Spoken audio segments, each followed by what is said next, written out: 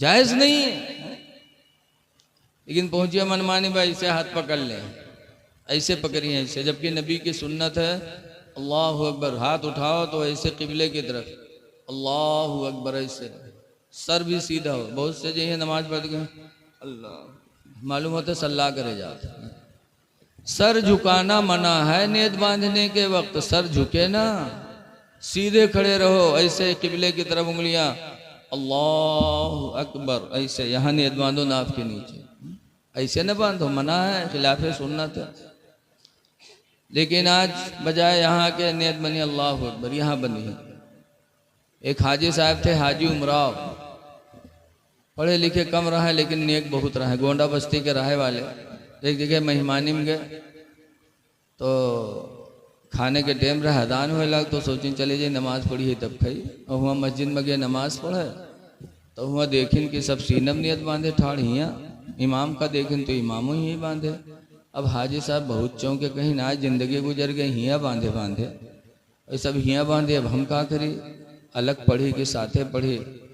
थोड़ी देर हाजी साहब सोचा कि इनके बाद मिल गए वही मैया, तो हाजी साहब ने बांधे तो कहें अल्लाह अकबर।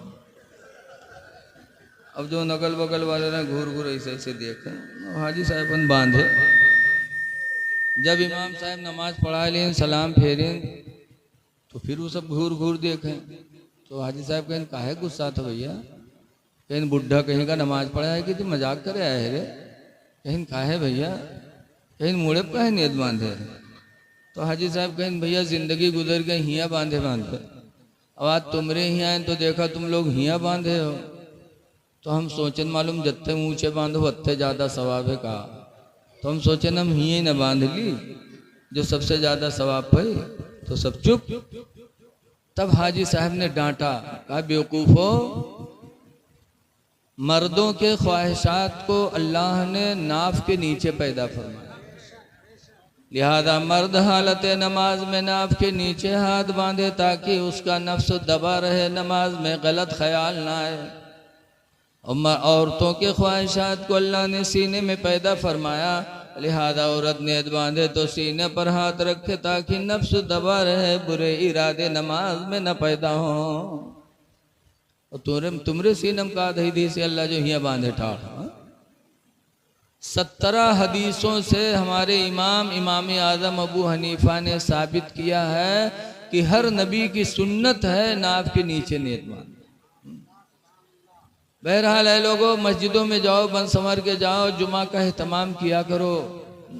लेकिन आज कुछ नौजवान ऐसे हैं जो पंजगाना तो पढ़ी है ना, जुमक दिन जाइए, वो दिन कुर्ता पैजामा न पहनिए, पहनिए पैंट और शर्ट, और पैंट और शर्ट पहन के जाइए, जब रुकुम जाइए तो शर्ट ऊपर खसक जाए, पैंट नीचे खसक जाए, 2 अंगुल दुकान खुली है। अब बताओ तुम्हारी नमाज का हो। और सजदम जाते हैं तो 4 अंगुल जूतर खुलत है। अब बताओ तुम्हारी नमाज तो बर्बाद ही हो गई, पीछे से जो देखा थे उनके का हाल हुई है? अपनी नमाज भी बातिल किया, दूसरे की नमाज भी बातिल किया। कुरान कहता है खुज़ू ज़ीनतकुम इंद कुल्ली मस्जिद, ऐ मेरे बंदो हर मस्जिद में जाने के वक्त तुम बनाओ सवार कर लिया करो, बनो सवरो, तुम अपने रब की बारगाह में हुजूरी का शरफ हासिल करने जा रहे हैं।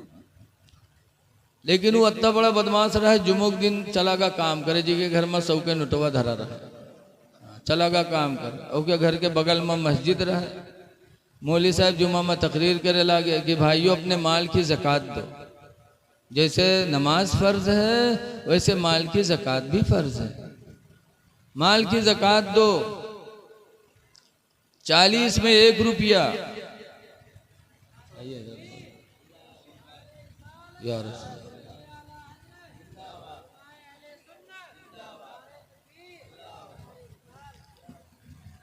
अपने माल की ज़कात दो, 40 में 1, 100 में 2.5। हज़रत अबू हुरैरा फरमाते हैं मेरे पैगंबर ने फरमाया कि जो माल की ज़कात नहीं दी जाती वो माल अज़दहा सांप बन के कब्र में डसेगा, लिहाजा अपने माल की ज़कात दो, 40 में 1, 100 में 2.5। तो तकरीर करते रहे मौलवी साहब, और क्या घर बगले में रहा जी के घरे 100 के नोटवा रखा रहा है तो क्या मेहरुआ सुनी सू तो रहा ही नहीं।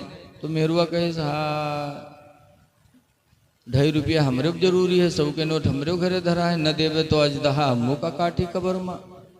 तो गए बक्सा खोले 100 के नोटवा निकाले, तो गए मस्जिद में कह लो मौलवी 2.5 रुपया काट लो। तो मौलवी साहब 2.5 रुपया काट ले, 97.5 दी लई वही कपड़ा में बटोर के बांध के रख दिए।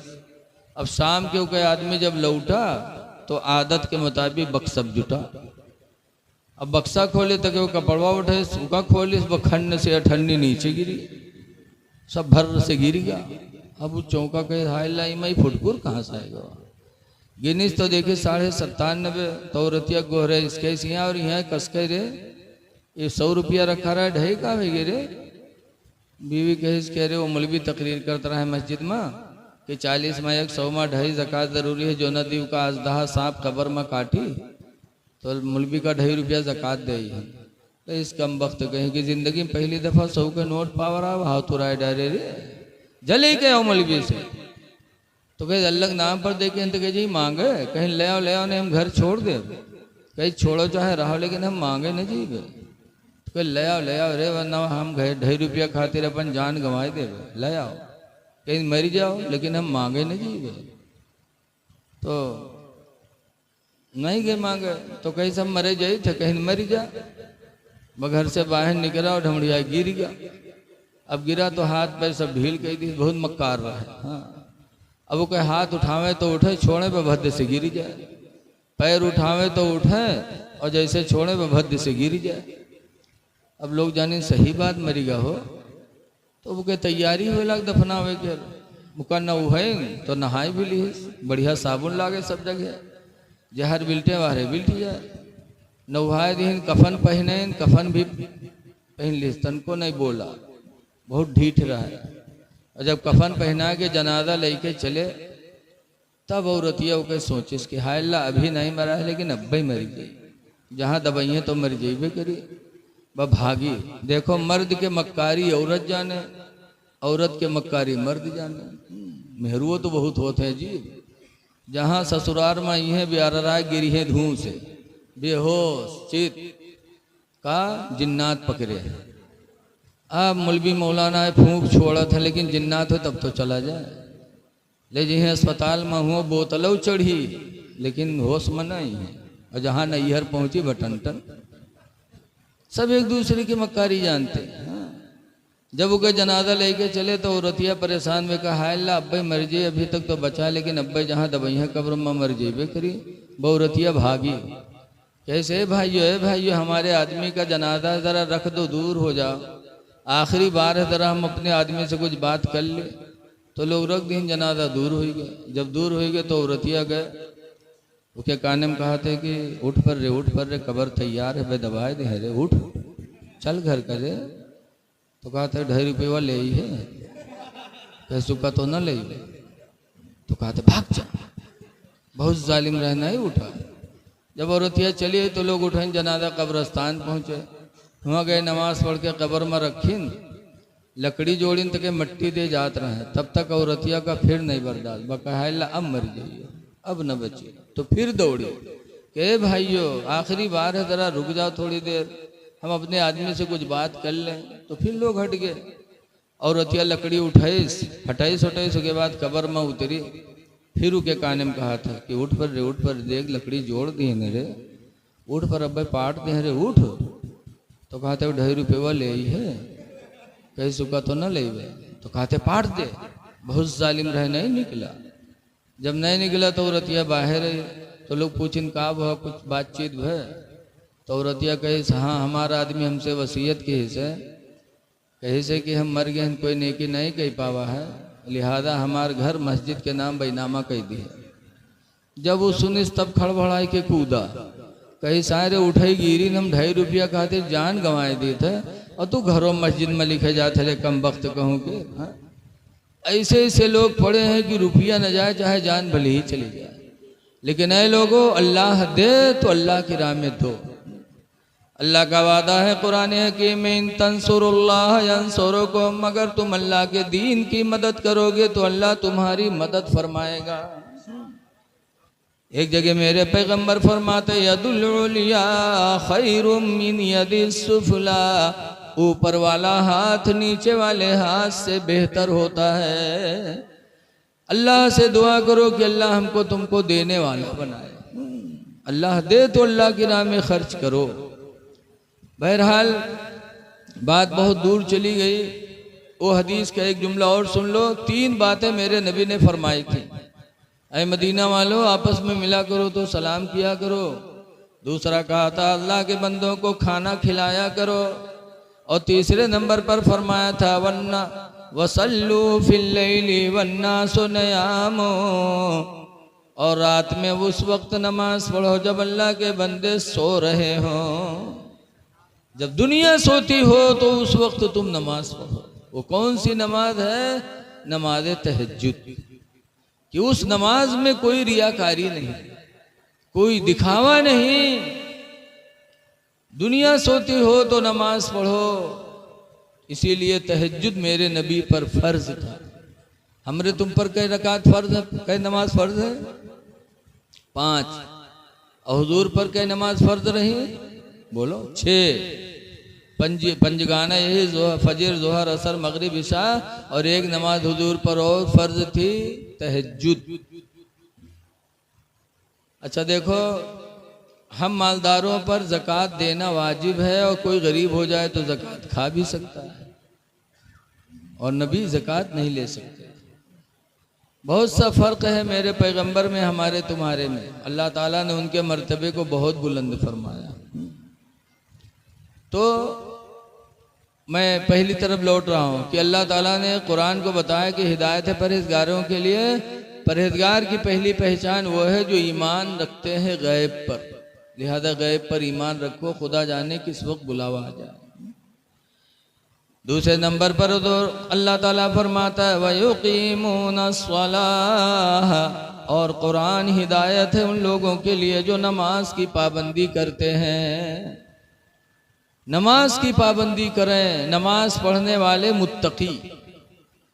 और तीसरे नंबर पर फरमाया वमिम्मा रज़क़नाहुम युनफ़िक़ून, और परहेजगार वो हैं कि जो हमने उनको दिया है अल्लाह के नाम पर वो खर्च करते हैं। तो ऐ लोगों, गैब पर ईमान रखो, नमाजों की पाबंदी करो, और अल्लाह ने जो दिया है उसे अल्लाह के नाम पर खर्च करो। ये 3 निशानियां कुरान ने बताई हैं मोमिन परहेजगार की पहचान। हुजूर सल्लल्लाहु अलैहि वसल्लम हमारे आपके लिए नमूने अमल बन के आए हैं। देखो, हुजूर का मकाम बहुत बुलंद है, बहुत बुलंद है। हुजूर देखो, हमारा तुम्हारा बाल कहूँ पड़ा हो तो लोग घिन करते हैं, और सरकार का बाल। एक दफा हजरत अबू बकर सिद्दीक रज़ी अल्लाह अन्हु बैठे थे, सरकार कंघी कर रहे थे दाढ़ी में कि एक बाल टूटा। तो सरकार के बाल जैसे दाढ़ी से टूटे वैसे हजरत अबू बकर लपक के और उस बाल को अपने हाथों में ले लिए, और लेने के बाद गए घर में, पाको साफ जगह पे, ऊंची जगह पे रख दिया। हजरत अबू बकर फरमाते हैं कि जैसे बाल रखा वैसे कुरान की तिलावत की आवाज़ आने लगी। मैंने घर में तलाश किया कि आखिर कुरान पढ़ने वाला है कौन। हजरत अबू बकर फरमाते हैं पूरा घर मैंने तलाश किया, लेकिन कुरान पढ़ने वाला कोई नज़र नहीं आया, और कुरान की तिलावत बराबर हो रही थी। तो कहते मैं पूरी रात ऐसे बैठा सुनता रहा। फजर की अजान हुई तो हजरत अबू बकर हुजूर के पास नमाज पढ़ने गए मस्जिद नबवी में, और जब नमाज से हुजूर फारिग हुए तो हजरत अबू बकर ने बयान किया, अल्लाह के रसूल आज पूरी रात मेरे घर में कुरान पढ़ने वालों ने पढ़ा, लेकिन तलाश मैंने बहुत किया, किसी पढ़ने वाले को नहीं पाया। तो हुजूर फरमाते हैं अमा अरफ्तनी या अबा बकरिन, अबू बकर क्या तुमने मुझे पहचाना नहीं? अन्नल मलाइकता तजतमिउ अला शारी, कि फरिश्ते मेरे बाल पर जमा होते हैं। वयक़रानल कुरान कुल्लल लैल, और पूरी पूरी रात फरिश्ते जमा होकर के कुरान की तिलावत करते हैं। ए अबू बकर, कुरान पढ़ने वाला कोई दुनिया का इंसान होता तो तुमसे मिल जाता, लेकिन कुरान पढ़ने वाले अल्लाह के नूरी फरिश्ते थे, इसीलिए तुम्हारी मुलाकात न हुई। पता चला नबी का बाल वो है कि टूटे तो उस पर फरिश्ते जमा होकर कुरान पढ़े। हमारा बाल तुम्हारा बाल कहीं पड़ा हो तो लोग उसको गंदगी तस्वूर करें। हम नबी के बालों की बराबरी नहीं कर सकते, हुजूर के थूक की भी बराबरी नहीं कर सकते। हजरत अली शेर खुदा रदी अल्लाह अन्हु की खैबर के टाइम आंखें दुख गई, जी हम तुम कहा जाते हैं आंखें आई गई। तो हुजूर ने अली को बुलाया और अपना थूक ऐसे लिया और हजरत अली के दोनों आंखों में ऐसे लगाया। हदीस में फबसका रसूलुल्लाह फी ऐनैहि, तो सरकार ने अपना थूक उनके आंखों में लगाया। फबरिया ऐनैहि, तो हजरत अली की दोनों आंखें सही हो गई। और फिर गए और खैबर की लड़ाई लड़ी और अकेले खैबर को हजरत अली शेर खुदा ने फतह फरमाया। तो ये मेरे नबी के थूक और बाल का मामला है, तो हम नबी की बराबरी कहाँ कर सकते हैं? नबी की औरतों की बराबरी नहीं कर सकते। अल्लाह ने कुरान में फरमाया, या निसा नबी, नबी की औरतों, लस्तुन्ना का हदिम मिनन निसा, हरगिज हरगिज तुम्हारी तरह दुनिया की कोई औरत नहीं हो सकती। बे मिसाल है मेरे नबी। इसीलिए आला हजरत इमाम अहले सुन्नत फरमाते हैं कि अर्श की अक्ल दंग है, चरख में आसमान है। अर्श इतना ऊंचा सातों आसमान के ऊपर, लेकिन फिर भी हैरत में है कि अल्लाह ने अपने नबी का मर्तबा कितना ऊंचा किया। अर्श की अक्ल दंग है, चरख में आसमान है, जाने मुराद अब किधर है तेरा मकान है, जाने मुराद अब किधर है तेरा मकान है। नबी की जिंदगी नमूने अमल है।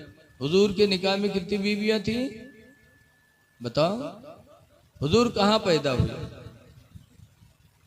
कोई बोलत नहीं। एक जगह पूछा तो एक साहब उठे कहें अजमेर शरीफ में, तो हम कहे कि अजमेरा याद है शरीफ का।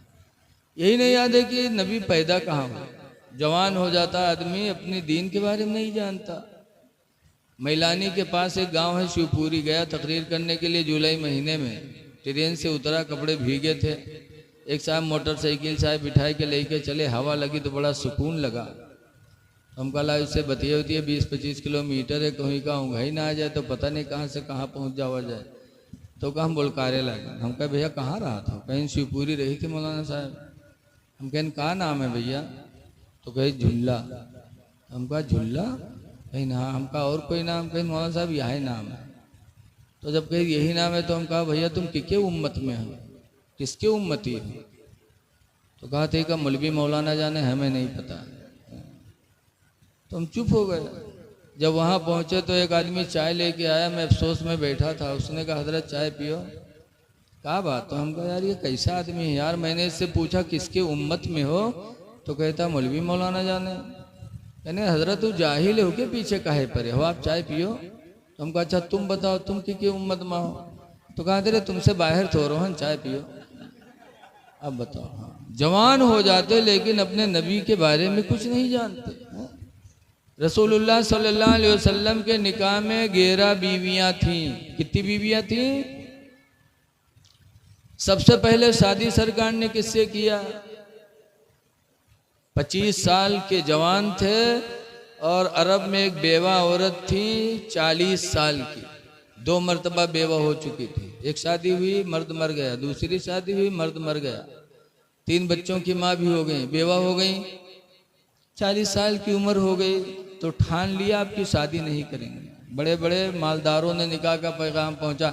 40 साल की उम्र में भी खदीजा के हुस्न का कोई जवाब नहीं था। बहुत हसीनो जमील थी, दौलत बेपना। और यही में लोग मेहरुआ ढूंढते हैं कि खूबसूरत है, पैसा हो। बड़े बड़े लोगों ने निकाह का पैगाम भेजा, लेकिन हज़रत खदीजा ने ना कर दिया। लेकिन 25 साल की जवानी में जब खदीजा ने देखा कि हुजूर लोगों का माल लेते थे मक्का से और मुल्क शाम लाद के ले जाते थे और बेचते थे, फिर ला के माल वाले को पैसा देते थे, नफ़ा देते थे, तो उसी में से मजदूरी हुजूर को मिलती थी, उसी से अपना खाना करते थे। बताओ, ये सरकार की ज़िंदगी देखो, मजदूरी करके तिजारत करके ज़िंदगी गुजारी। अब आजकल के पीर लोग मुरीद के लिए उबाले जान हो जाता है, जहाँ घरे कम परा बब चल दिन मुरीदन की हैं दौरा करे, लायु दे वो दो। रसूलुल्लाह की ज़िंदगी देखो कि खुद नहीं था माल तो दूसरे की दुकान पे लेते थे और मुल्क शाम जाते थे और बेच करके लाते देते थे, तब दुकान वाला उसी में से हुजूर को देता था। हजरत खदीजा ने देखा तो कहा कि मोहम्मद, आप सबका माल बेचते हो, ज़्यादा नफ़ा ला, तो मेरा भी माल बेच दो। कहा दे दो। खदीजा ने अपना माल दिया और अपना नौकर मैसरा को भी हुजूर के साथ भेज दिया। हुजूर गए मुल्क शाम, बेचा, और बेच कर जब मक्का वापस आने लगे, खदीजा को पता चला कि आज आ रहे हैं, तो खदीजा अपने घर की छत पर चढ़ गई और मुल्क शाम का रास्ता देखने लगी कि आज मेरा माल बेच कर आ रहे हैं। जब देखा कि दोपहर का वक्त है, तेज धूप निकली है, लेकिन ऐसे आलम में रसूलुल्लाह चलते हैं और उनके सर पर बादल का टुकड़ा साया किए हुए चल रहा है। चलते हैं, बादल चल रहा है, सारी दुनिया धूप में, अल्लाह के रसूल साए में। जब खदीजा ने देखा तो दिल पे बड़ा असर हुआ। हुजूर आए, हिसाब दिया, बड़ी बरकत थी माल में। फिर खदीजा मैसरा को लेके गई तन्हाई में, कहा मैसरा गुलाम, अभी मैंने देखा है कि धूप निकली है, सारी दुनिया धूप में है और मोहम्मद पे बादल का साया है, चल रहा है। तो मैसरा कहते हैं, आपने आज देखा? खुदा की कसम, मुल्क शाम में पूरा महीना मैंने यही देखा। हाँ, कभी इनको धूप में मैंने नहीं देखा, हमेशा बादल साया किए हुए रहता था। जब मैसरा ने ये कहानी सुनाई तो हुजूर की मोहब्बत खदीजा के दिल में बैठ गई। तो अब तक निकाह नहीं कर रही थी, लेकिन एक नफीसा लड़की को बुलाया, फरमाया नफीसा जाओ मोहम्मद के दरबार में और जा कर के मेरा पैगाम सुना दो। या मोहम्मद इन्नी कद रग़िबतु फ़ीका, ऐ मोहम्मद मैं बेशक तुम्हारी ख्वाहिशमंद हूँ, तुम मुझे अपने निकाह में ले लो। जा मेरा पैगाम सुना दो हुजूर को कि अपना निकाह में मुझे कबूल कर लो। ऐ जवानों, ज़रा नबी की ज़िंदगी देखो। खदीजा तैयार हुई, बहुत खूबसूरत थी, बहुत मालदार थी, लेकिन जब अपने निकाह का पैगाम सरकार को सुनाया तो सरकार ने क्या कहा? सरकार ने फरमाया जाके खदीजा से कह दो कि मेरे माँ बाप तो नहीं हैं, मैं यतीम बन के पैदा हुआ, मेरे अब्बा नहीं, मेरी माँ नहीं कि उन लोगों से मशवरा करूं, लेकिन अभी अभी इसी दुनिया में मेरे चाचा लोग मौजूद हैं। अब्बास जिंदा है, मेरे हमजा जिंदा है, अबू तालिब जिंदा है, मैं अपने चचा लोगों से पूछूंगा, वो लोग अगर इजाज़त देंगे तो होगा, वरना नहीं। सरकार ने ख़ानदान की मर्जी पे छोड़ दिया, खुद से कोई फैसला नहीं किया। अब आज के नौजवान जहाँ कोनो बिटिया तनी मुस्कियाए के बतियान भले के भाग गा दिल्ली, बम्बई भाग गा, बप्पा यहाँ तूरे जाते थाना में ही। हाँ, घर कुड़ुक्की हो रहा है, खानदान बर्बाद हो रहा है। ऐ नौजवानों, कोई लड़की अगर निकाह के लिए तैयार हो तो खुद से फैसला ना करो, माँ बाप की मर्जी पर छोड़ दो। रसूलुल्लाह की सुन्नत का सवाब भी पाओगे और माँ बाप की मर्जी से जब निकाह होगा तो अल्लाह उस मर्जी में, उस निकाह में तुम्हें खैर व बरकत अता करेगा और वो निकाह तुम्हारे लिए सुकून का जरिया बन जाएगा। नबी ने खुद से निकाह नहीं किया, अपने खानदान पर छोड़ा। तो खदीजा के बारे में अबू तालिब खड़े हुए कहा, सुनो, पूरे अरब में मेरे भतीजे का कोई जवाब नहीं और खदीजा का भी कोई जवाब नहीं है, ये रिश्ता मैं पसंद करता हूँ। अबू तालिब ने हुजूर का निकाह पढ़ाया, महर अपनी तरफ से दिया और खदीजा रुखसत होकर हुजूर के निकाह में चली गई। क्या सुकून दिया खदीजा ने। घर की मर्जी से शादी हुई तो सुकून का जरिया कितनी बनी। हुजूर जाते थे गारे हिरा में इबादत करते थे, 15 साल तक गारे हिरा में इबादत किया। हजरत खदीजा खाना पानी वहीं पहुंचाया की और जब 15 साल के बाद कुरान नाजिल हुआ, इक़रा बिस्मि रब्बिकल लज़ी खलक़, जब पहली दफा कुरान नाजिल हुआ तो सरकार को घबराहट हुई, घर में आए और कहा ज़म्मिलूनी ज़म्मिलूनी, ए खदीजा मुझे चादर ओढ़ा, मुझे चादर ओढ़ा, लक़द खशीतु अला नफ्सी, मुझे अपनी जान का डर लग रहा है। जब खदीजा से कहा चादर ओढ़ा, मुझे डर लगता है, तो खदीजा ने क्या जवाब दिया था? आजकल के मेहरुए हुए थे तो कहती और बेर बेर हुआ जाओ, और जाओ रोजे रोज हुआ, लेकिन खदीजा क्या कहती है? बुखारी की हदीस में है कि जब सरकार को घबराहट में देखा तो खदीजा सुकून की बोलियां बोली। क्या बोली? बुखारी की हदीस में खदीजा ने कहा था, कल्ला वल्लाहि ला युख़ज़िकल्लाहु अबदा, हरगिज नहीं, अल्लाह आपको कभी रुसवा नहीं करेगा। आप घबराओ नहीं, अल्लाह आपको कभी रुसवा नहीं करेगा। क्यों? इन्नका लतसिलुर रहमा, इसलिए कि तुम लोगों पर रहम करते हो। जब तुम रहम करते हो तो अल्लाह तुमको रुसवा कैसे करेगा? वतहमिलुल कल्ला, और कमजोरों का बोझ लाद लाद के चलते हो। आज हमसे लोगों से कोई बोझ उठवावे कह दे तो माथा ठनक दे। और सरकार किसी बोझा वाले को देखते थे कि अगर बोझ है, परेशान है, तो उसका बोझ सरकार अपने सर पे रख लेते थे, उसके घर पहुंचा देते थे। सरकार की ये शान थी। फिर फरमाती है वतक्सिबुल मादूमा, और तुम गरीबों, बेवाओं और यतीमों को कमा कमा के खिलाते हो। जब तुम्हारे अंदर ये सिला रहमी है तो अल्लाह आपको कभी रुसवा नहीं करेगा। वतक़रिद दईफ़ा, और मेहमानों की तुम इज्जत करते हो। वतईनु अला नवाइबिल हक़, और हक पर तुम दूसरों की मदद करते रहते हो।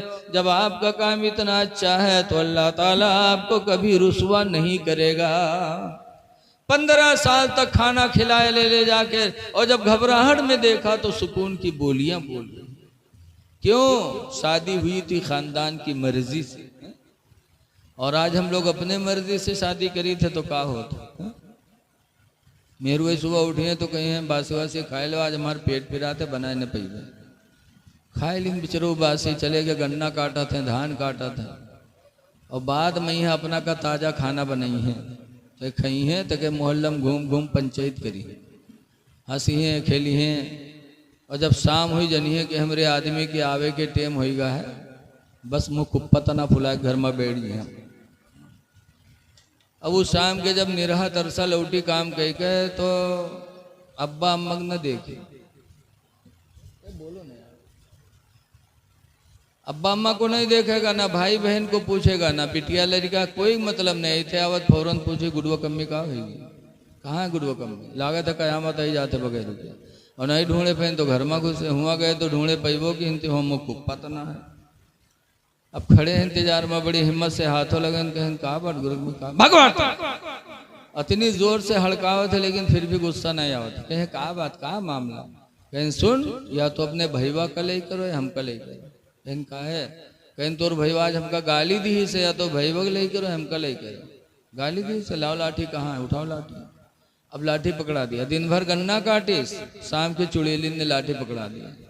अब बीवी पे, बीवी की वजह से भाई पे लाठी चला रहा है आज का नौजवान। ऐ भाइयों पे लाठी चलाने वालों, भाइयों को तंग करने वालों की सोचो क्या आपका ईमान रह गया?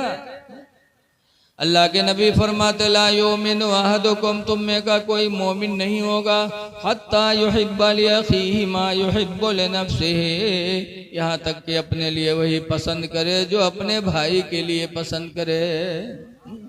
भाई पे लाठी चला रहे। कुरान करीम में अल्लाह फरमाता सना शुद्ध अदुदका बि अखीका, ऐ मेरे भाई, ऐ मेरे बंदे, अल्लाह कहता है सना शुद्ध अदुदका बि अखीका, ऐ मेरे बंदे मैंने तेरे बादों को ताकत बख्शी है, बि अखीका, तेरा भाई पैदा करके। भाई से भाई को ताकत मिलती है। आपने देखा होगा जिस गांव में 10-12 भाई एक घर के हों तो लोग उनसे झगड़ा नहीं करते कि जइयो तो 12 लाठी निकली है। और जो अपने बाप के अकेले हुए उसका जो कोई पाव थे थपरी आई देते कि क्या है को आगे पीछे। हमारे वहाँ रुपैडिया गांव बॉर्डर पर एक गांव है रंजीतवा, वह कबड़िया बिरादरी मुल्ला जी हो गया 18 लड़का, तो प्रधानी वही करत है, कोई खड़े नहीं होते डर कर मारे कि न जाए सामने ने 18 लाठी आई के लंग। तो भाई को भाई से ताकत मिलती है, लिहाजा बीवी की वजह से भाई पर लाठियां न चलाओ। बीवी का भी एहसान है, बीवी का भी हक अदा करो। रसूलुल्लाह सल्लल्लाहु अलैहि वसल्लम की 11 बीवी, लेकिन लड़के किससे पैदा हुए, बच्चे बच्चियां पैदा हुए तो सिर्फ एक बीवी से। वो कौन है? हजरत खदीजा रदी अल्लाह अन्हा, जिनसे पहली शादी। बाकी 10 बीवियों से कोई बच्चे नहीं हुए, न बच्ची न बच्चा, खदीजा से हुए। इसीलिए खदीजा का जब इंतकाल हो गया और हजरत आयशा के बिस्तर पे सरकार लेटे, अब आयशा जवान थी, जब आयशा के बिस्तर पे